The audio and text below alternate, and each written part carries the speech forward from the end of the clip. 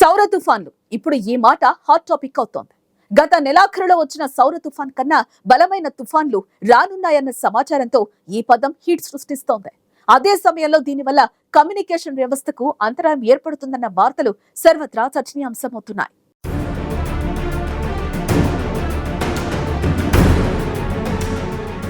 అసలే భూమిపై ఏర్పడే తుఫాన్లతో ప్రజలు అష్టకష్టాలు పడుతున్నారు. ఒక్కసారి తుఫాన్ వస్తే వేలాది మంది తిండి, గుడ్డ, గూడు కోసం నానా అవస్థలు పడుతున్నారు.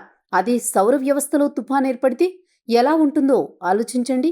సౌర వ్యవస్థ నుంచి భవిష్యత్తులో భూమికి ముప్పు పొంచి ఉంది. అంతరిక్ష తుఫానులు మానవాళి జీవితంపై ప్రభావం చూపనున్నాయి.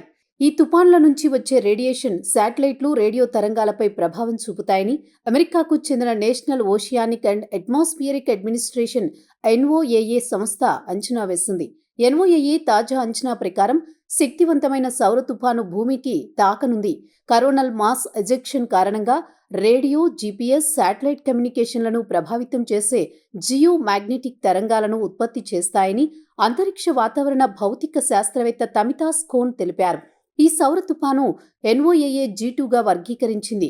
G3 కేటగిరీకి చెందిన తుఫానులు శక్తివంతమైనవిగా ఉంటాయని స్కోవ్ చెప్పారు.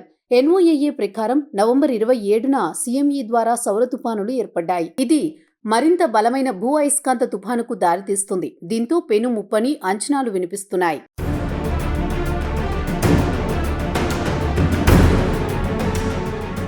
సూర్యుని ఉపరితలంపై ప్లాస్మా, విద్యుదయస్కాంత కణాలను మండించినప్పుడు సౌరమంటలు ఏర్పడతాయి. ఎన్ఓఏఏ ప్రకారం రాబోయే సౌర తుఫాను నవంబర్ 30 రాత్రి భూమిని తాకిందని, డిసెంబర్ 1 శుక్రవారం తెల్లవారుజామున ముగుస్తుందని అంచనా వేశారు.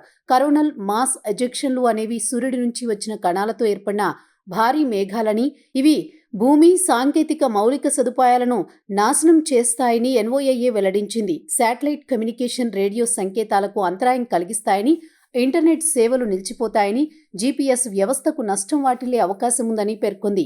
భవిష్యత్తులో రాబోయే సౌర తుపాను ప్రభావం స్వల్పంగా ఉంటుందని అంచనా వేసింది. అయితే హై లాటిట్యూడ్ కమ్యూనికేషన్ వ్యవస్థలకు చిన్నపాటి అంతరాయాలను కలిగిస్తుందని వెల్లడించింది.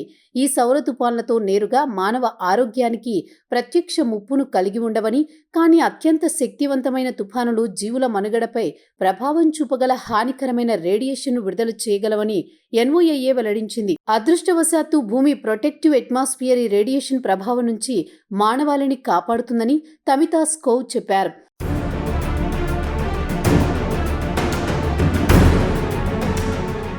సూర్యుడి అయస్కాంత తంతువుల్లో విస్ఫోటనం ఫలితంగా సంభవించే సౌర తుఫాను G2 క్లాస్ కంటే తీవ్రంగా ఉంటుంది.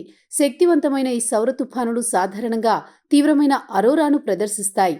కానీ వెలుగులు వెదజిమ్మే ఇవి మన మౌలిక సదుపాయాలకు పెద్ద స్థాయిలో ముప్పును కలిగిస్తాయి. ఈ సౌర తుఫానులు ఉపగ్రహాలను దెబ్బతీసి మొబైల్ నెట్వర్క్లు, ఇంటర్నెట్ సేవలను విచ్ఛిన్నం చేయగలవు. పవర్ గ్రిడ్ వైఫల్యాలకు కారణమవుతాయి. అంతేకాదు సున్నితమైన భూ ఆధారిత ఎలక్ట్రానిక్లను నాశనం చేయగలవని శాస్త్రవేత్తలు చెబుతున్నారు. తరచూ సంభవిస్తోన్న సౌర తుఫానులు కొన్నిసార్లు భూమిపై ఉన్న కమ్యూనికేషన్ వ్యవస్థలను ప్రభావితం చేయగలవు.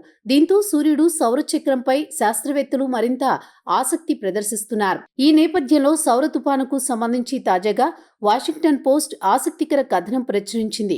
సూర్యుడు 2025లో గరిష్ట సౌరశక్తికి, ముఖ్యంగా చురుకైన కాలానికి చేరుకుంటాడని, నేటి డిజిటల్ ప్రపంచం దానిని ఎదుర్కోవడానికి సిద్ధంగా లేదని ఆ కథనం పేర్కొంది.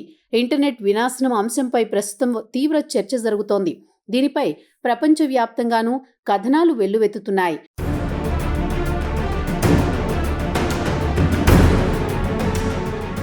అయితే 2025లో సంభవించే సౌర తుఫాను వల్ల ఇంటర్నెట్ అంతమయ్యే అవకాశం నుంచి ఏజెన్సీ ఇంకా ఎటువంటి వ్యాఖ్యలు చేయలేదు.